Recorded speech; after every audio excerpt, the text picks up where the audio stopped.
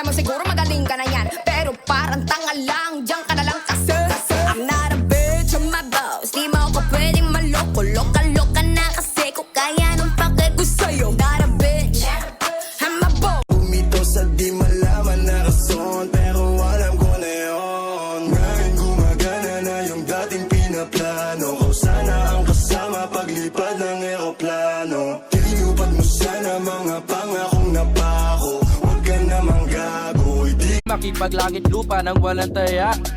Mata sa mata, bibig sa bibig. Manaingay na tayo lang dalawa nakadinig. Nakatawang umidlip sa kama, pero dahil sa iyong mga tingin, tubog ng iyong katawan ay nakakatulala. Kislap ng iyong mata